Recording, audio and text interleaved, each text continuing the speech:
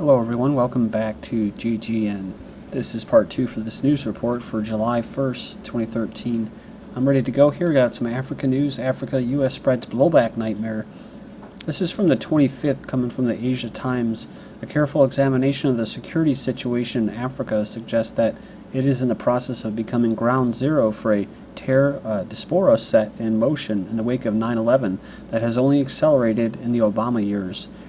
Recent history indicates that the U.S., quote, stability operations in Africa have increased, militancy has spread, insurgent groups has proliferated, allies have faltered or committed abuses, terrorism has increased, and the number of failed states has risen, and the continent has become more unsettled. Following that, Obama to Africa, you need to do more.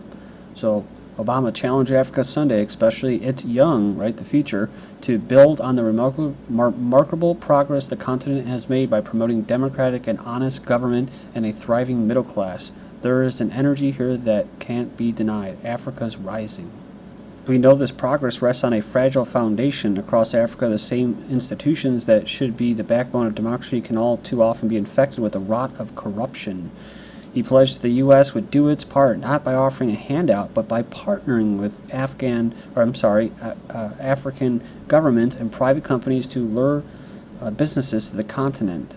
So remember that, lure businesses to the continent, and also private contractors and contracts. So technically, yeah, you could say Afghanistan because it's the same deal, right? You give the typical crap about electricity and running water and food technologies, reducing illnesses including AIDS and HIV. It has to do with oil, it has to do with gold, it has to do with resources competing with China. Funny, he says this is an American vision, right? Because I talk about exporting American culture. And globalization is really just following the template of Americanism, a partnership with Africa that unleashes growth and the potential of every citizen, not just a few at the very top. Yeah, because, income inequality has, gone down under Obama. No, actually, it's skyrocketed. Africa's power sector is ready for a stampede of investment, says General Electric.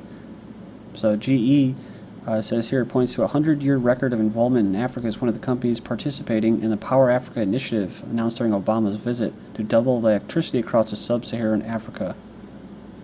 So you see, GE, they're the ones responsible for building nuclear reactors that were responsible for the Fukushima disaster.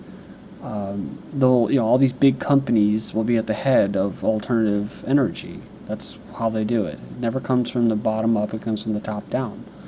As far as electricity goes, it sounds real nice, and it is nice.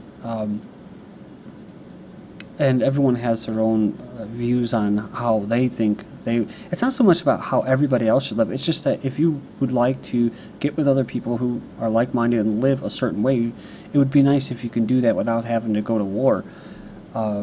So, me personally, I think like a narco-tribalism would be kind of cool. And, but of course we'd be drone bombed if we did that. And so, one of the things, of course, is not having electricity. So it's funny how they always kind of sell this, this electricity, education for the children, right? It's because it's like that episode in Deadwood, the series Deadwood, where the telephone poles come into Deadwood, and it's like, they didn't like it. Some people are all giddy, the naive people, but the main guy, the swear engine dude, is like, the only thing that comes from that is bad news, right? Why a lot of indigenous groups, especially the ones down in South America, in the the rainforest, and that they don't like to have any contact with other people. It's funny too, because remember we were just talking about Pakistan. You had I believe it was mostly women that were saying, well, we'll start vaccinating our children if you bring in electricity. You can't make it up. Brazil's debt cancellation for Africa leaves more questions than it answers. On May 25th, Brazil announced the cancellation or restructuring of up to $900 million of debt owed by 12 African countries. The details remain extremely unclear, including what this may actually be worth to African countries, and crucially, what Brazil expects in return. It was the 50th anniversary of the African Union, which is funny too because you call it a union. They ousted one of their most important leaders in Africa, Muammar Gaddafi, and all the other countries just sat there and didn't do a damn thing. Algiers cancels $500 million of Iraqi Yemen debts. I think South Africa actually did protest that invasion. So yeah, the Algerian government announced today that it canceled since 2010 its debts on Iraq and Yemen by more than $500 million. It's to support the Arab people in fields of economic and social development reconstruction. Anti-Obama protests dispersed by South African police. So it says here, police fired rubber bullets and stun grenades into a crowd of hundreds of protesters before Obama arrived in Johannesburg. Get this, I feel like my rights are being infringed, said a 24-year-old who was at the protest. We can't protest anymore. Personally, I feel like this is an extension of the U.S., right? The template. So a president of the Students' Council said they don't believe Obama deserves the award. Says here, an honorary doctorate. And it says the U.S. position in its relationship with Israel has created a problem. He says the students say, stop the oppression in Palestine, and you want to honor this man who is making the oppression possible, like in Syria. You know, Peace Prize. There's a video here of a Kenyan deputy president strongly rebuffs Obama on gay marriage, saying, we believe in God. So the second African president has rebuffed Obama's promotion of homosexuality and foreign relations during his 100 million tour of the continent. He says he respects people's personal views and their religious faith, etc., but when it comes to how the state treats people, how the law treats people, he believes the equality of homosexuality in the traditional family is a principle that I think applies universally. Says those who believe in other things, that's their business. Says we believe in God.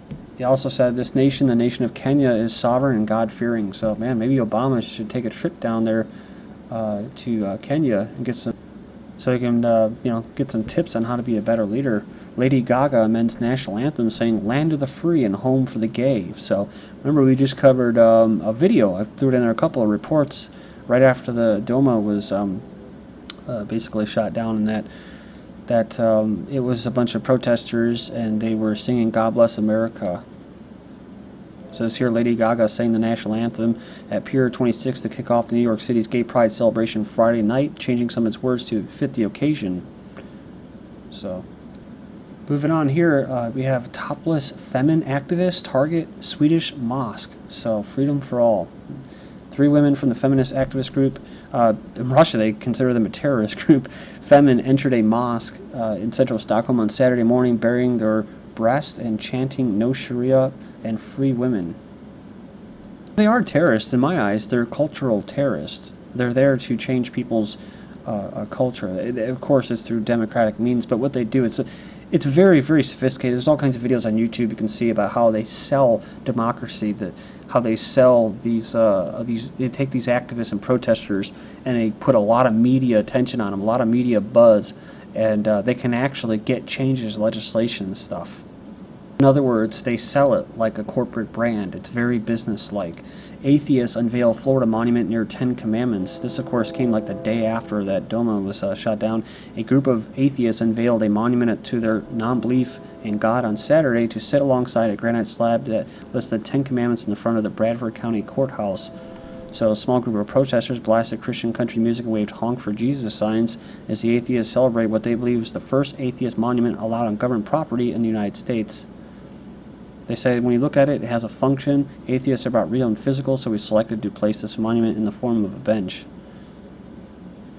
So American atheists sued to try to have the stone slab with the 10 Commandments taken away from the courthouse lawn in the rural conservative North Florida town, best known for the prison that confines death row inmates. So I don't know why they threw that in there. I guess that's whatever. I'm just so sick of reading headlines like that to dissuade people. Ooh, a prison that confines death row inmates. Well, what do you want them to? Do you want them to be death row inmates to be roaming around until they're ready to get executed for whatever crimes they committed? Oh yeah, why don't you just come back when we're ready for you? Damn conservatives, gotta kill people all the time, make them accountable for their actions. Should just let them sit there and rot at taxpayers' expense in a prison where they can learn how to be better criminals. We're not going to let them do it without a counterpoint. So it says here, it's going to appear very strongly that the government actually endorses one religion over another, or should I say religion in general over non-religion. 200 people attended. So it says here that there's including a group from the Florida League of South that had signs saying "Yankees go home." We reject outsiders coming to Florida, they said, especially from outside, what we refer to as the Bible Belt, and trying to make us in their own image. Michael Tubbs, the chairman of the Florida League of the South, said, we do feel like it's a stick in the eye to the Christian people of Florida to have these outsiders come down here with their money and their leadership and promote their outside values here. The head of the guy is actually called Silverman, so go figure, it's a Jew leading it up. He believes religion is wrong and teaches in the Bible are violent. He said that he welcomes non-Christian religions to follow the atheist example and put their own monuments in free speech zones. China's underground churches thrive despite government disapproval. So, it says being an unregistered Christian is illegal. So it goes on here and it says that among the other four like to worship in what's widely known as the underground church, a place where Chinese Christians are practiced in smaller settings and without fear of government influence of what is being preached. So this person said our party is to believe in God. The government doesn't encourage us to believe in God publicly, but the government cannot stop us. Next up, we have Chinese police blame religious extremists for violence in region. In the volatile far western Chinese region, on Sunday, they had deadly confrontations with the members of this ethnic minority, the Uyghurs, before it was set off by religious extremists who attacked the police after one of their groups was arrested. And don't forget, in Myanmar, they actually had those Buddhists that were carrying out ethnic genocide. Not much attention on that. Traditional marriage advocates could be prosecuted in Scotland. Despite all government insistence to the contrary, those who publicly object to gay marriage in Scotland could be facing lawsuits or even prosecutions. The Faculty of Advocates has cautioned that the Scottish government that their plans to redefine marriage will result in serious threats to freedom of expression. Freedom of speech to object to redefining marriage would be offered only to religious ministers under the bill. It says that, but the Faculty of Advocates have pointed out that this is the right that belongs to all citizens. Clorox hate speech ad smears fathers as clueless dogs and boycotts Burt's Bees products. So have you had enough of the dad bashing frequently seen in the media? According to sitcoms and TV commercials, men are complete idiots who wouldn't even know how to put their own underwear on straight if there wasn't for their wives telling them how to do things. Clorox jumped on the man-bashing bandwagon this week with an online advertising campaign so offensive that it targeted blacks instead of dads. It says here it would have called the most extreme example of corporate racism ever witnessed. It begins by claiming dads' lack of judgment and fine motor skills to take care of children, and it compares dads to dogs and other house pets in their sheer stupidity. It then goes on to identify 6 mistakes new dads make. Each of them is an outrageous slur against all men. For example, that dads put their babies' clothes on backwards and not able to figure out why they don't fit. And then it goes on to explain that dads allow their babies to eat off the floor, then they plop them down on the couch to watch reality television shows. So according to Clorox, dads are stupid morons, and they think it's hilarious to shove that message in your face. It's all part of the man-bashing bandwagon we're witnessing across the mainstream media. It actually has Clorox customers outraged. You can go in there and check out the actual comments. A message to Clorox, your advertising and marketing team members are a bunch of asshats. So, lastly, can you imagine the outcry if the advertisement had been about women, blacks, Mexicans, or gays? Then we have this: police use systematic violence force against French traditional marriage demonstrators. So we've already covered this before, but it details systematic use of excessive and violent force actions by France's government to suppress opposition to same-sex marriage laws. Also, this is a good website, this LifeSite News. They're almost there. I think they have until like midnight. There's 3,300 by 3,500. If they hit that 3,500, someone's going to give them like $75,000 or something like that, match them. So if you could help them out, that'd be cool. Vladimir Putin signs bill protecting children from homosexual propaganda. The Prime Minister yesterday signed the bill to outlaw the promotion of homosexuality and same-sex marriage. In anticipation of criticism, Putin warned Western countries to mind their own business. Speaking at a press in Finland in June, he said, "Some countries think that there is no need to protect children from this." And he says, "We do.